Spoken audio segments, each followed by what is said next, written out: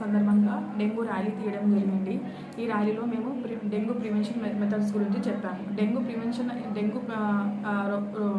Disease రాకుండా ఏం prevention methods తీసుకోవాలంటే ఈవినింగ్ అవ్వగానే 5 to 6 మధ్యలో మన కిటికీలు విండోస్ క్లోజ్ చేసుకోవాలి.